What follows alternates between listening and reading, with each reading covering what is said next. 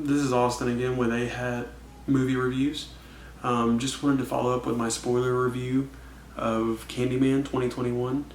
I've been waiting to talk about spoilers for this movie for quite some time now.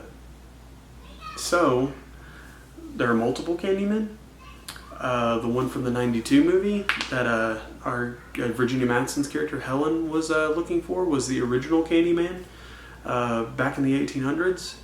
And the movie opens up with a young child that is living in Cabrini Green, and he's going to do his laundry and sees there's a huge hole in the wall, and out pops Candyman. You assume when the child screams that Candyman killed him or hurt him or something, but you find out later on that in the 70s there was a guy that had a hook for an arm and passed out candy to children and was completely innocent. And children started receiving razor blades in their candy. The police officers and town people got together and beat this guy to within an inch of his life, and eventually the guy died. And we find out later on that the little boy was played by the older version of, or the younger version of Coleman Domingo. And Coleman Domingo's entire point, this was one of my big gripes for the movie.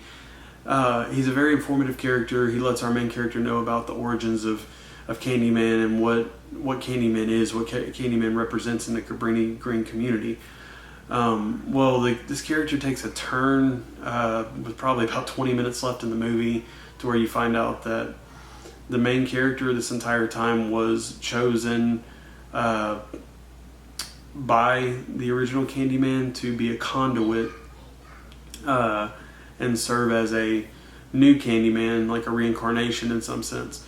And Coleman Domingo's character basically is tasked with, doing this and making another Candyman. So our main character is slowly disintegrating throughout the movie. His side of his face is all messed up.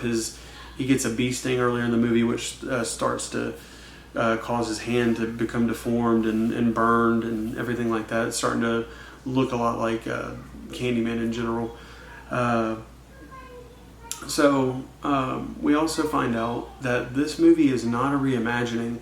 It's actually a sequel from the 92 movie, which I had no clue going into this movie, along with Tony Todd popping up the very last scene of the movie, which goes back to my point about why the ending of this movie is just so satisfying and leaves you in a really good spot. Open for a sequel or just a one-off, honestly. The ending can be either way. You can take it as a sequel, or you can take it as a one-off. And Nia DaCosta blew me away in this movie. The two scenes I was talking about very vaguely in my regular non-spoiler review is the shot outside of an apartment complex where an art critique is essentially murdered inside of her apartment by Candyman, and you see it through like a bird's eye view through the glass from a far distance. And it reminded me a lot of the scene in Us where the entire family gets slaughtered. And it's a very striking image. It's quick, and especially the fact that the apartment next door, you can see what's going on there, and they're just watching a football game. So it's like right next door, this casual, just a family watching football and eating dinner, and next door someone's getting butchered. It's a very striking image, very, very disturbing imagery. But my favorite shot in the entire movie is actually a very little shot that happens about halfway through the movie. I'm sorry, my daughter is trying to help me with my reviews.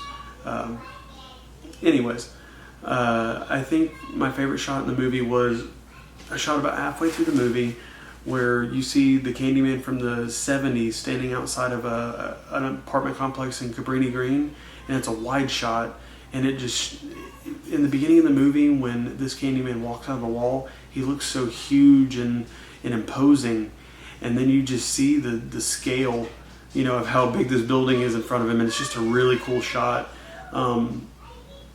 So let's get to what Candyman represents, and I think this movie is so powerful in certain aspects, because Candyman represents all of these Candymen are throughout the years in the 1800s and 70s, in 92 with the Virginia Madsen character Helen, and then also in this movie. They're all reincarnations of Candyman, the original Tony Todd Candyman from the 1800s. And basically what Candyman represents is history repeating itself. And with all the social commentary in this movie and how it relates to racial oppression and everything that we have going on in this country, it makes Candyman, the 2021 Candyman, more than just a slasher movie or more than just a horror movie.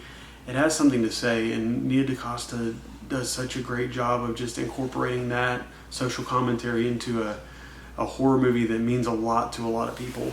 So I really appreciated that, especially the fact that this is a sequel to the original 92 version. I really appreciated that and how she wove everything together. When these men are killed and basically brought back as a reincarnation of Candyman, it's very apparent that Candyman is... I'm trying to think of the right way to say this. Candyman is all the anger and aggression that is being portrayed by the people in this Cabrini Green community. And history continues to repeat itself because things aren't changing. Just like with our world, with what we have going on. History is continuing to repeat itself with, police brutality, and especially in this movie, police officers are the ones that kill these men, and in both instances they were innocent, but they were already proven guilty because of just outside perception of everything that was going on and how it looked. But innocent people were killed, just like in today's society. Innocent people dying for no reason. Especially like recently. And this movie has a really, really powerful way of incorporating that to what's going on today. I wanted to talk about one more scene that I really enjoyed. It's the scene they show a lot in the trailer. It's the bathroom scene. Well, the high school girls, they do a really good cut to that scene where it says, because if you say Candyman's name 5 times in the mirror, he'll appear, and it's over with for you. So essentially, they do a cut to scene where who would do that?